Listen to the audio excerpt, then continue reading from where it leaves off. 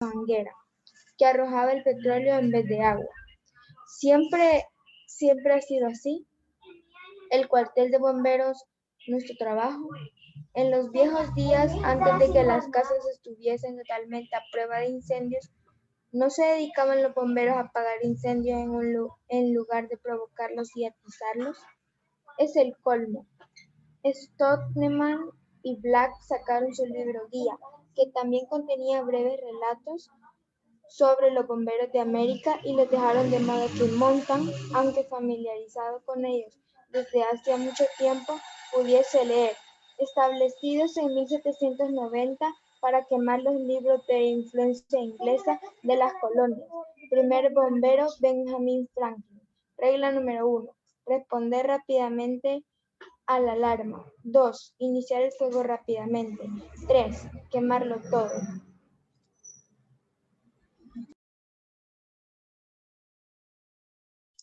Perdón, vaya, muy bien. Continuemos, Adriel, por favor. Vamos. 4. 4. Regresar inmediatamente al cuartel. 5. Permanecer alerta para otras alarmas. Todos observaban a Montague. Este no se movía. Sonó la alarma. Era una casa de 3 plantas de aspecto ruinoso en la parte antigua de la ciudad. El vehículo se detuvo. Betty, Stoneman y Black atravesaron corriendo la acera. Montague le siguió, destrozando la puerta principal y aferrando a una mujer, aunque eso no corría, no intentaba escapar. Se limitaba a permanecer quieta, balanceándose de uno a otro pie con la mirada fija en el golpe de la cabeza.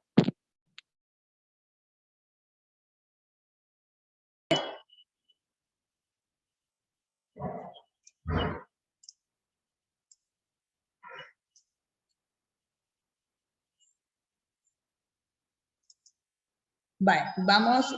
Ahí había terminado, Adriel. No. Vale, terminemos ahí, por favor. Vaya. Movía la boca y sus ojos parecían tratar de recordar algo, y luego lo recordaron, y su lengua volvió a moverse. Bueno, muchachos, vamos por ello. Alisante iniciaron el ascenso en la oscuridad, golpeando con sus hachuelas plateadas las puertas que sin embargo no estaban cerradas. Una catarata de libros cayó sobre Montague, mientras este encendía fácilmente la empeñada. Muy bien, gracias. Vamos entonces, porque esta solo es una página, ¿verdad? Vamos a trabajar ahora esta parte del libro. Página 41, para que todos estemos ahí haciendo el libro. Recuerden que aquí lo vamos trabajando, ¿verdad? Esto no se lo voy a dejar yo de tarea, sino que de una vez lo vamos haciendo acá. Dice primero, ordena los hechos del fragmento asesinato en el Expreso de Oriente. Vamos a ver. Eso fue lo que leímos el día lunes, ¿verdad? Vamos a recordar. Aquí estamos hablando que hay un asesinato en un tren que se llama el Expreso de Oriente y pues han encontrado ahí ciertas cosas, ¿verdad? Vamos a tratar de ir ordenando los hechos. Veamos si este sería el número 1. Es como si alguien hubiese cerrado los ojos y luego en loco frenesí hubiese golpeado a ciegas una y otra vez. ¿Podría ser ese el primer hecho? No, ¿verdad? Vamos a la siguiente. La expresión del rostro de Monsieur Bock, le dio, como él habría dicho, mucho que pensar. Yo tengo quizás algo con qué contribuir a esa colección de detalles, dijo Poirot. C'est une femme, repitió el jefe del tren, las mujeres son así. El doctor griego rió de un modo sardónico. Un hombre que se suicida puede apuñalarse en 10, 12 o 15 sitios diferentes, preguntó. Vale, ¿cuál sería el hecho número 1? Estamos ahí, la lectura de la página 36 y 30, perdón, 38 y 39.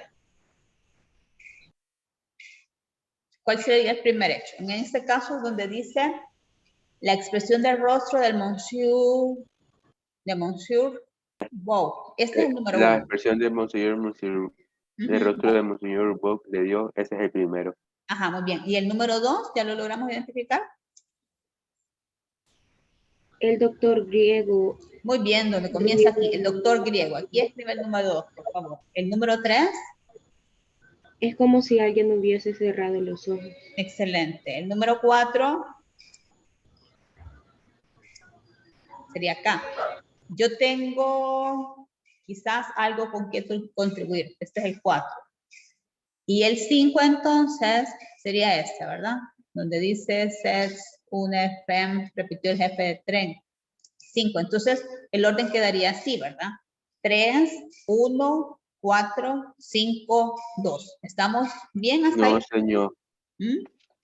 El set un gem es el 4 y yo tengo quizás algo con que contribuir es el 5. Porque el set en un family está antes, que yo tengo quizás algo que contribuir. Está lo puse al revés yo entonces. Déjeme ver. Sí, ¿verdad? Quiero ver. Pues lo veo. Donde dice yo tengo algo con que contribuir. Uy, no lo encuentro. Está después entonces de ese párrafo. Este Así, después sí, del tiene set razón. un gem. Sí, tiene razón. Va, muy bien. Gracias, Adriel. Va, entonces corrijamos ahí. Sería 3, 1, 5, 4 y 2, ¿verdad? Así es, Adriel. 3, 1, 5, 4, 2, sí. Ajá, va, muy bien. Voy a corregir yo también porque entonces yo lo puse mal. Va, muy bien. Veamos entonces la siguiente. ¿En qué año dice se dictó por primera vez quemar libros? ¿En qué año dice acá? 1790. 1790. Muy bien. Veamos la siguiente. ¿En qué parte de la ciudad estaba la casa donde habían libros escondidos? En la parte más vieja de la ciudad. Excelente. En la parte más antigua o más vieja de la ciudad. Dice el numeral 3. Justifica con información de los fragmentos las características de los personajes. Primero vamos a buscar, en este caso en el asesinato de Oriente, todas las características relacionadas con Hércules Poirot. Veamos la característica. ¿En qué momento podemos observar nosotros que Poirot es capaz de resolver el crimen?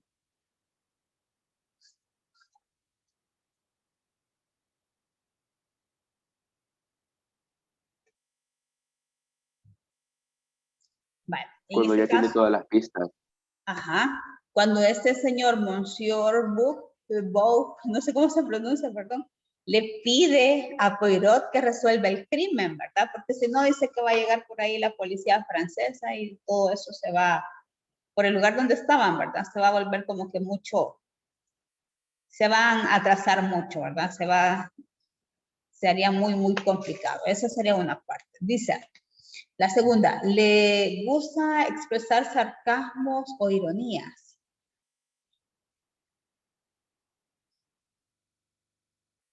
Hay una parte bien importante, porque ¿de dónde era originario, en este caso, el señor que fue asesinado? ¿De qué país provenía? Decía que era Alemania. norteamericano. No, de Estados Unidos, de Estados Unidos. Exacto, es estadounidense, gracias. Entonces, cuando dice Poirot, ¿verdad? Cuando dice, el bonita situación, dice. Ajá. Eso sería como sarcasmo. Sí, podría ser. De que podrías, ajá, de que cuando dice que fue un gángster, el asesino, ¿verdad? Y que tendría que ser un aficionado también.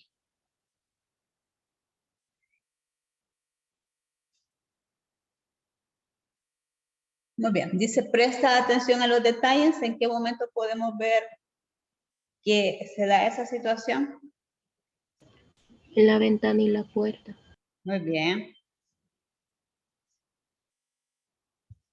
¿La de qué?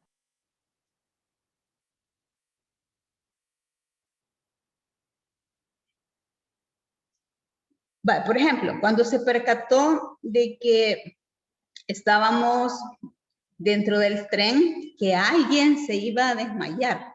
Esa es una parte también bastante importante.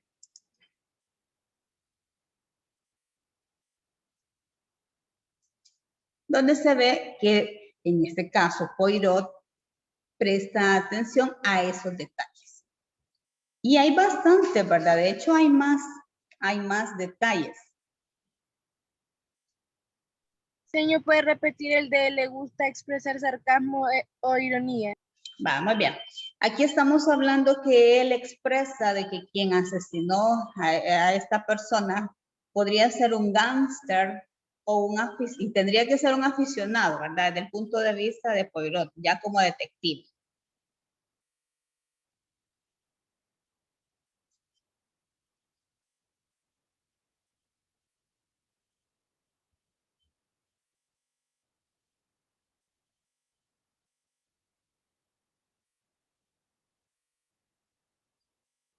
¿Cómo estamos? ¿Vamos bien ahí?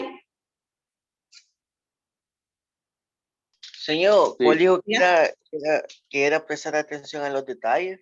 Va, en este caso porque él se percata, Poirot se percata de que hay un empleado dentro del tren, una persona que está a punto de desmayarse.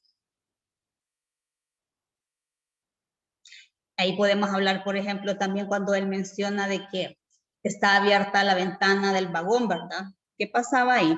¿Por qué ellos sentían de que, perdón, por qué observaba él de que el asesino tenía que ser alguien que estuviese dentro del tren y que no había escapado? Porque si hubiera salido por la ventana, hubiera dejado huellas Hubiera en la muerto. nieve. Va, muy Y bien, no ahí había huellas tenemos. en la nieve. Excelente, excelente, chef. Muy bien. Entonces, ahí tenemos otro momento donde podemos observar que Poirot sí se enfoca mucho en los detalles. ¿De acuerdo? Y hay otros hechos, ¿verdad? Para que también usted los pueda ir marcando en su libro. Bueno, continuamos.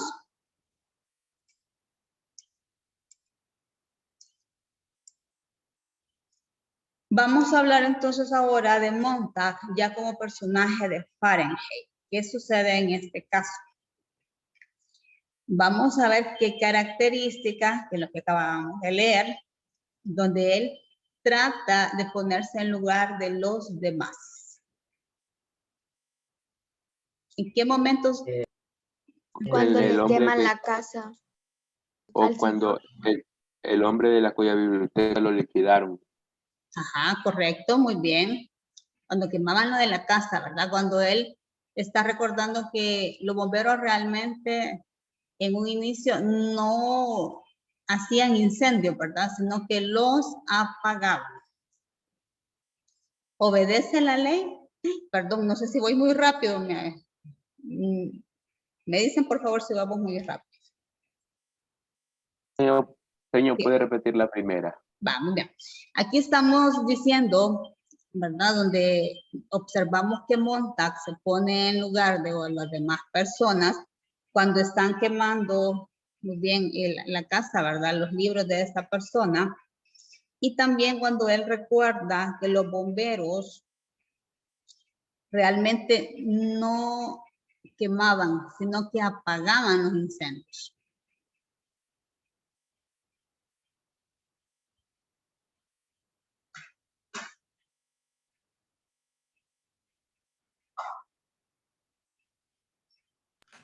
Señor, disculpe, en la de Hércules Poirot, donde dice capaz de resolver el crimen, ¿cuál era?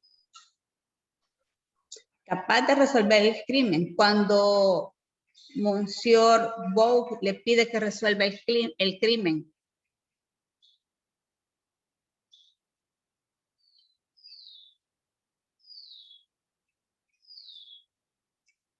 Va, muy bien. Vamos entonces aquí en la parte donde dice obedece la ley. ¿Cómo acata en este caso Montag esta indicación? La Cuando primera de la suena la obedecía. alarma. La alarma para ir a quemar Muy bien, a la cuando... otra señora. Obedece a la alarma. Excelente, muy bien. Cuando suena esa alarma y él, pues, según lo que expresa acá, ¿verdad? El narrador asiste a ese llamado, pero no de una forma convincente. Muy bien. Hace su trabajo, ¿verdad? Aunque él no está muy de acuerdo. Así con el ejemplo que ustedes han puesto, está más que excelente. Muy bien. ¿Continuamos? ¿Podemos continuar? Sí. Va, muy bien. Veamos entonces. Escribe por qué el crimen en el Expreso de Oriente es complejo de resolver. ¿Por qué consideran ustedes que sería complejo de resolver este caso? Porque posee muchas pistas y claves para ir resolviendo paso a paso. Muy bien. Ahí por ahí había una afirmación, ¿verdad? Que podías decirse, bueno, de hecho decía, ¿cuántas puñaladas había recibido? De 12 a 15. O No, de 12. De 15 a 12 20. a 15, ¿verdad? Entonces, ¿qué Algo por decía ahí. Poirot en ese caso? No podía ser un suicidio porque nadie, perdón, era el otro, el monsieur, porque nadie podía hacer eso, ¿verdad? Entonces, sí tenía que haber alguien que había hecho este acto. ¿De acuerdo? Muy bien. Vale, esta de la psicotonía no la podemos responder porque dice, describe un elemento de ciencia ficción en el fragmento de Fanning. Aunque usted ya lo puede... ¿Hola? Ah, la 4, la 4. La 4. Escribe por qué el crimen en el Expreso de Oriente es complejo de resolver. Digo porque hay hay muchas pistas, ¿verdad? En este caso tienen que seguirlas y delimitarlas en función de que si se aplican o no, ¿verdad? A la resolución de casos. Si estábamos diciendo que el asesinato se había dado entre 12 y 15 puñaladas, ¿verdad? Entonces, hay muchas pistas y en este caso, pues que se contradicen entre sí, así como lo habíamos dicho de que la ventana estaba abierta y que realmente nadie había podido salir de la ventana porque no habían huellas en la nieve. Tendrían que estar claras esas huellas, ¿verdad?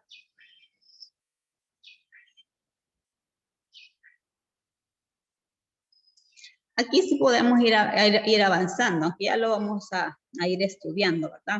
Porque nos pide que describamos un elemento de ciencia ficción en el fragmento. Y yo me recuerdo que eso sí lo habíamos hecho. ¿Se recuerdan de qué material estaban construidas las casas o qué beneficio tenían estas casas? De que no se quemaban. Excelente, que no se quemaban, ¿verdad? Estaban hechas de un material que no se incendiaba y por eso en este caso, pues los bomberos no tenían así esa actividad, ¿verdad? De sofocar incendios, sino que ya habían cambiado de actividad y ahora ellos lo hacen. Vale, muy bien. Igual, esta sí después la vamos a hacer porque vamos a comparar, ¿verdad? Una figura literaria llamada hipérbole y lo vamos a completar ya cuando nosotros veamos en sí ese tema. Vale, muy bien. ¿Dudas que tengamos hasta el momento? No, señor. Vale, muy bien. Entonces, vamos a hablar ahora de lo que son las técnicas narrativas. Recordemos que las novelas, los textos narrativos, pues están diseñados para ser contados. Y para eso nosotros vamos a hablar un poquito de los fundamentos de esas técnicas narrativas.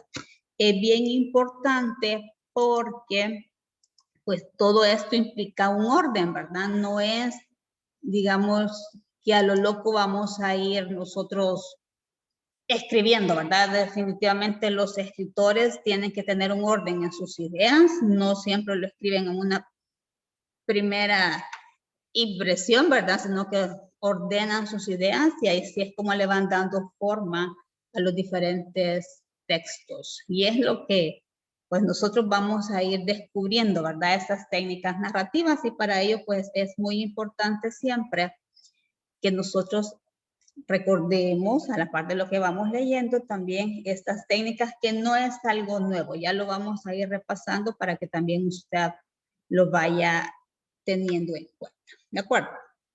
Vamos a ver, la novela, cuando nosotros decimos novela, normalmente hablamos de un texto narrativo, ¿verdad? En ese texto narrativo nosotros vamos a encontrar así de lleno lo que son tres grandes áreas, que es la acción, los espacios y el narrador, dentro de estos elementos de los fundamentos de las técnicas narrativas.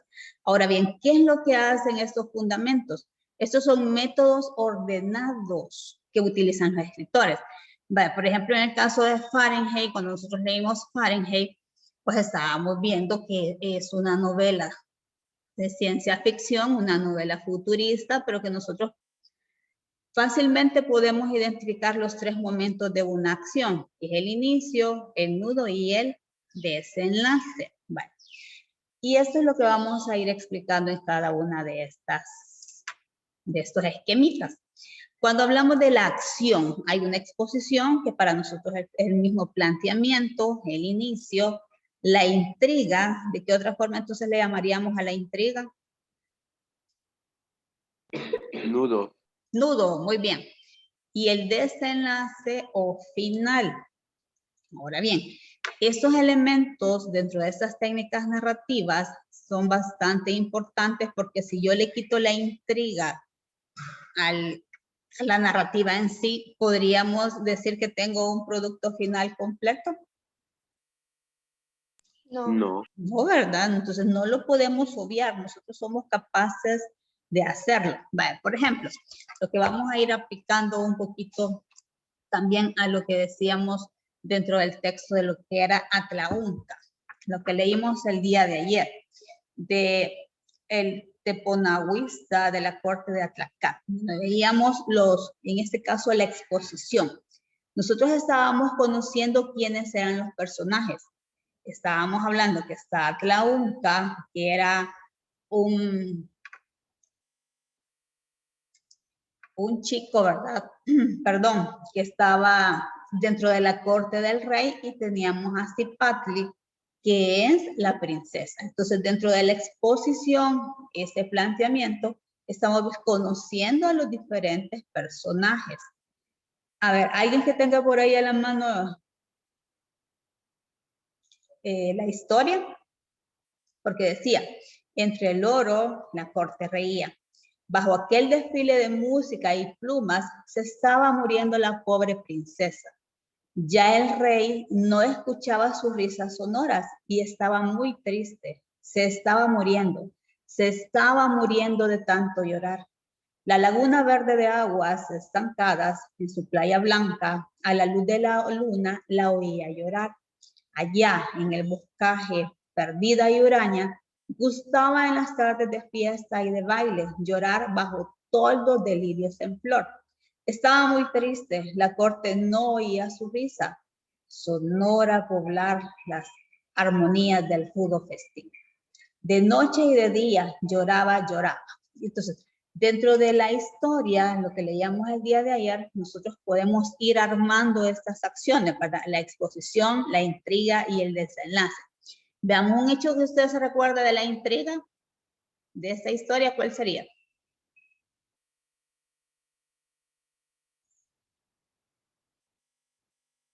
La princesa Cipatli se muere. Muy bien.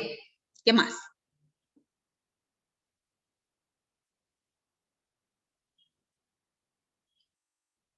Ella está muy triste. Cuando los traen a la corte y los mandan a que al que el tigre que está en su bosque les perdone sus pecados. Muy bien. Ese tigre, ¿verdad? Muy bien. Y el desenlace, entonces, ¿dónde lo vemos? ¿En qué momento lo podríamos estar viendo?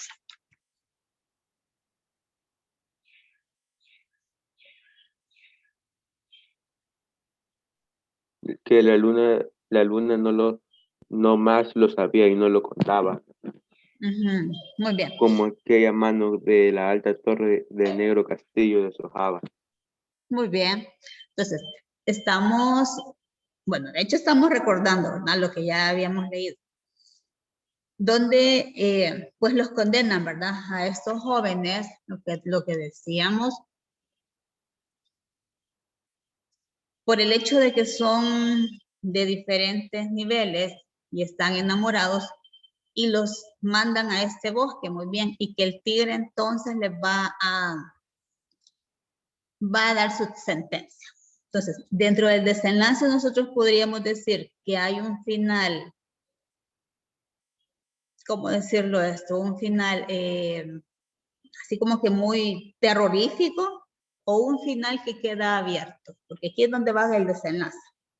¿Qué sucedió con estos dos chicos?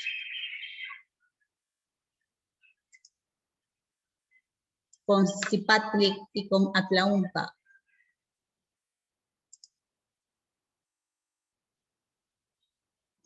Al final no lo deja muy claro, no dice si murieron o no, pero según yo entiendo, al final el tigre le pareció gracioso que ese fuera su pecado, así que yo pienso que sobrevivieron y vivieron juntos, pero no lo deja muy claro también.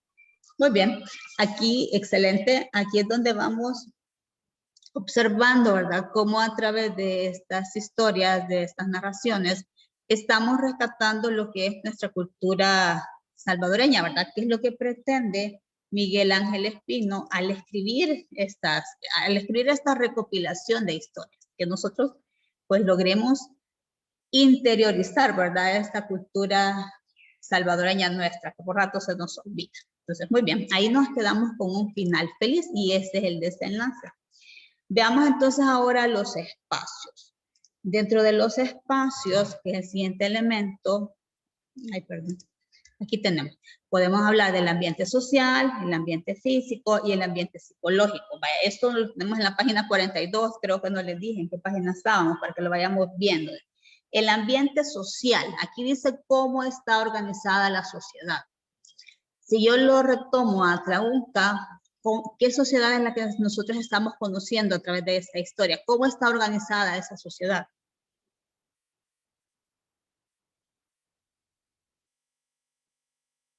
Veíamos en este caso que Cipatli es una diosa. Es una princesa. Entonces estamos viendo un tipo de organización pues muy importante, ¿verdad? Y en este caso, Atlaunca, ¿quién era Atlaunca? Ya dijimos que era ¿qué dijimos?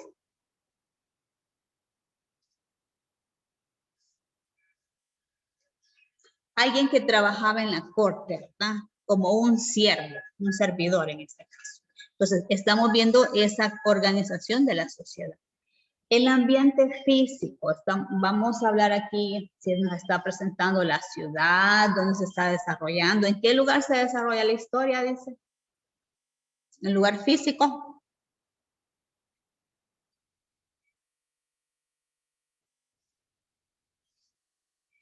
En la corte de Atlacat.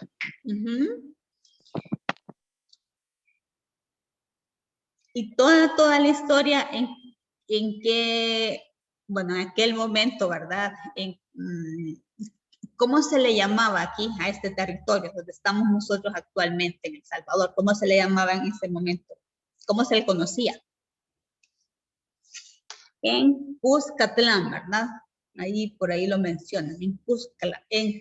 Entonces, cuando hablamos del ambiente físico, estamos hablando del entorno, el entorno físico, el lugar donde se desarrolla la historia. Si nos retomamos, por ejemplo, en Fahrenheit, estábamos hablando que la historia se desarrollaba en Estados Unidos, ¿verdad? ¿Se recuerdan ahí que mencionaban ciertas ciudades? ¿Vamos bien? ¿Dudas hasta el momento?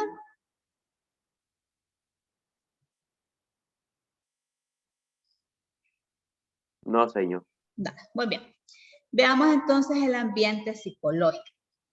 Cuando hablamos del ambiente psicológico, es lo que rodea la historia. Podríamos decir si es un ambiente feliz, si es un ambiente de terror, si es un ambiente de suspenso, de incertidumbre, de felicidad.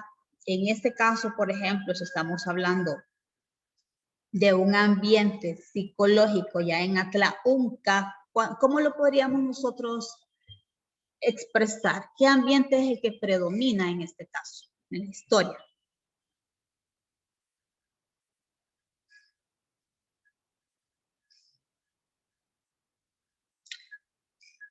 Podría ser un ambiente de felicidad, de amor, un amor platónico, Amor de duda, platónico. de duda, de intriga. ¿Qué más sería? ¿Qué otro ambiente se nos ocurre ahorita? De todo lo que hemos leído. De suspenso.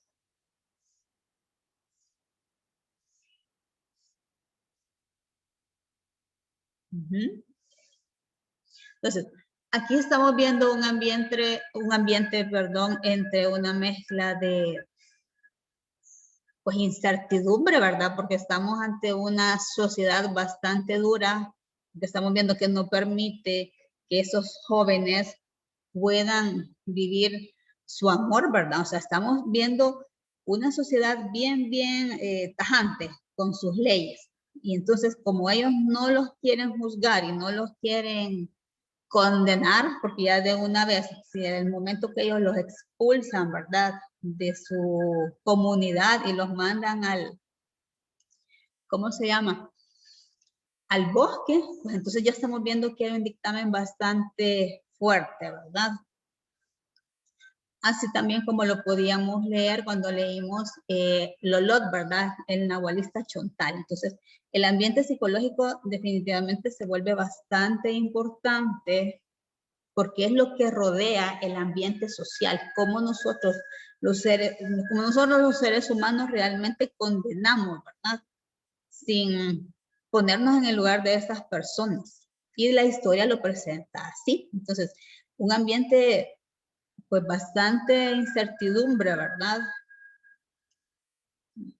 Bastante, ¿qué más podríamos decir? Hay mucha incertidumbre, mucha duda referente a lo Mucha que... intriga. Mucha intriga, gracias, muy bien, porque lo que decíamos, ¿verdad? Ese final queda un final abierto, aunque nosotros deducimos que no mueren porque el tigre los perdona. Y aquí es donde entrábamos lo que decíamos de ese elemento fantástico, ¿verdad? Que está presente en este tipo de narraciones. Veamos entonces ahora, bueno, ¿dudas, chicos? Hasta el momento vamos bien. Vale, excelente. Vamos entonces ahora con el tipo de narrador. Aquí vamos a recordar el tipo de narrador que nosotros podemos tener dentro de un texto narrativo, ¿verdad? Aquí porque estamos hablando definitivamente en nuestras narrativas. Estaríamos hablando de un narrador en tercera persona, en primera persona y en segunda persona. Nosotros realmente en segunda persona no hemos leído así ninguna muestra literaria. Sin embargo, sí puede suceder, ¿verdad? Porque sí puede suceder. Y es, pues válido. Es un poquito raro, pero sí es válido. Cuando nosotros tenemos un narrador en tercera persona. Cuando tenemos un narrador omnisciente y cuando tenemos un narrador testigo. Aquí vamos a hablar de estas dos clases de narrador. Cuando nosotros hablamos de un narrador omnisciente, ¿qué características tiene este narrador?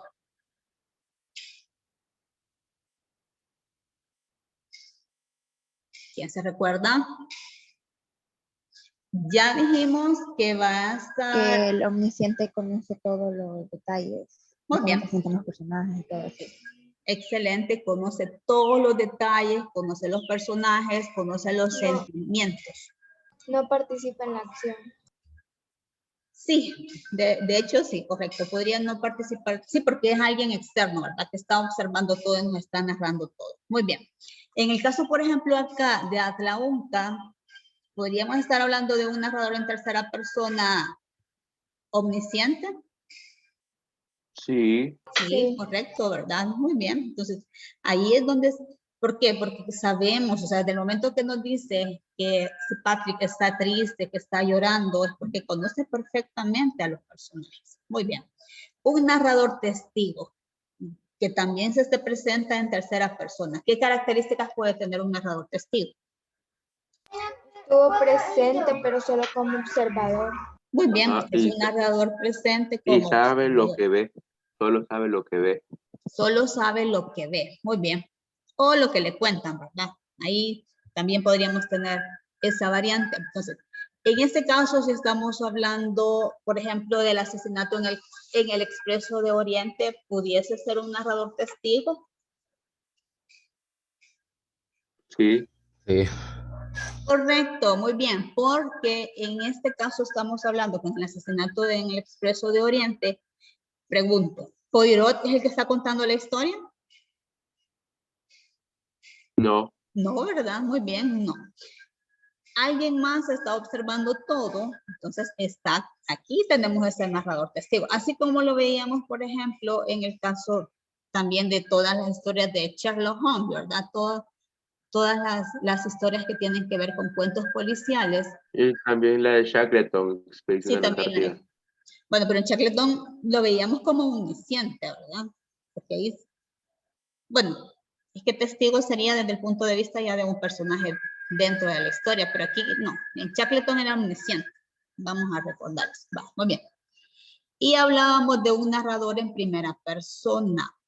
Y en primera persona, obviamente va a utilizar todos los verbos conjugados. Yo, ¿verdad? Hice esto, yo conté, yo hablé, yo bailé, yo jugué. O nosotros participamos, pero siempre como narrador protagonista, porque ¿qué características tiene un narrador protagonista? El protagonista narra lo que sucede. Muy bien, narra lo que vive. Muy bien, está desarrollando su propia acción. ¿Qué lectura hemos realizado que pudiésemos estar aplicando como primera persona? Un narrador de primera persona. ¿Y qué lectura lo última aplicamos? guinda. Excelente, la última guinda, que lo vimos a través de Zenaida. Y la segunda persona que también pudiese estar, y aquí estamos hablando ya de una parte ya bastante importante, ¿verdad? Que es poco frecuente, pero sí puede combinarse inclusive con un poquito de lo que son las anteriores. Vale, entonces, vamos... El refugio de Mariana también, señor. Ah, sí, perfecto. El refugio de Mariana, lo que leímos el año pasado. Excelente. Muy bien. Vamos a hablar entonces un poquito, déjenme ver. Porque teníamos que, esto es lo que estamos aplicando de hecho con lo que era referente a la guía, ¿verdad? Que es lo de Atlaunca. Lo que yo les sugería en este caso, que usted pues me hiciera el favor de poderlo también aplicar en su cuaderno, ¿verdad? Eso era algo voluntario, porque la idea en este caso es que nosotros, bueno, nuevamente voy a compartir esto, pudiésemos aplicar estos elementos, ¿verdad? De estas técnicas narrativas a esta lectura de Atlaunca, que es lo que yo les sugiero que ustedes hagan en esta guía, ¿verdad? Eso es voluntario, ¿verdad? No es una actividad evaluada. Entonces, la acción, nosotros lo podemos ya señalar como lo que es la exposición, la intriga y el desenlace. Los espacios, ahí estamos hablando de un ambiente social, un ambiente físico, el ambiente psicológico, y el narrador, que tenemos estas tres clases de narrador, ¿verdad? Si es tercera persona, primera persona o si es segunda persona. Entonces, es bien importante que nosotros ya después, ¿verdad? Usted pueda aplicar a esta lectura de Atlaunca cada uno de estos elementos. Vale, si no hay dudas, creo que estamos bien con la hora, ¿verdad? Está buenardo. Sí, ¿verdad? Sí. ¿Dudas, chicos? Señor, No, señor. Diga. el que dijo de aplicar en el cuaderno. La parte de la guía, que era aplicar estos elementos a lo que era la lectura de Atlaunca. Para que usted repase, ¿verdad? Para ya lo que va a ser su evaluación. Así como lo hicimos ahorita. Porque en este caso estamos hablando, por ejemplo... Sería la lectura de ayer, vea, señor. Ajá, lo que hicimos el día de ayer, correcto. Porque estamos hablando de la exposición, lo que era el... Ay, permítanme. Ahí vamos, aquí vamos. Lo que era la acción, ¿verdad? La exposición. Conocemos a los dos personajes, que era Cipatli y Atlaunca. Cipatli, que es una princesa, y Atlaunca realmente es un sirviente de la corte. La intriga, ahí estamos hablando que pues no están de acuerdo en que ellos realicen su amor. Y el desenlace, que ellos son castigados y son enviados al bosque, ¿verdad? A ser juzgados por el tigre. El ambiente social, ¿cómo diríamos el ambiente social? ¿Dónde se desarrollaba la historia?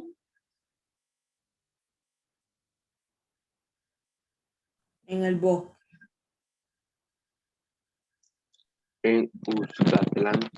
Ah, perdón, ajá, muy bien. Ese sería el ambiente físico, perdón, ahí me equivoqué. El ambiente social, ¿cómo estaba organizado la sociedad? Aquí estamos hablando que hay jefe, Patri ¿verdad? era la princesa y Ataúncula Ajá. era el sirviente de la corte. Muy bien. Entonces estamos hablando de la aristocracia en aquel momento, ¿verdad? Nuestros antepasados indígenas, los jefes de las tribus y los siervos. Muy bien. Y el ambiente psicológico dijimos que era, por ahí no recuerdo que me ayudaron, intriga. ¿Y el narrador en este caso? Tengo una pregunta. Ya voy. ¿Qué El narrador narrador desarrolla la historia? omnisciente. Omnisciente, muy bien. Excelente. Va, hoy sí. Diga. Señor no sabe cuándo nos van a dar el ordenador. No, pero ya pronto, primero Dios. Sí, perdón que no la vi que tenía levantadita la mano. Diga. Sí, señor, perdón por mi pregunta tan, por mi pregunta tan así, pero ya son las 8:32. ¿Nos Sí, podemos perdón, sí, ok. perdón, pero solo quería retomar eso. Vale. Entonces, si no hay dudas, chicos, recordemos siempre que podemos observar las clases, ¿verdad?, del Ministerio de Educación a través de lo que es la televisión educativa o escucharlas también a través de la radio. Entonces, muchísimas gracias, ¿verdad? Si no hay dudas, continuamos el día de mañana, Dios mediante. Cuídense mucho, feliz provecho, vamos a receso. Gracias. Adiós, señor. Adiós, señor. Gracias, señor. Gracias a ustedes. Adiós, Bendiciones. señor. Gracias. Adiós, gracias. Adiós, señor. Adiós, hasta mañana. Gracias, señor. Adiós. Gracias, igualmente a ustedes. Bendiciones.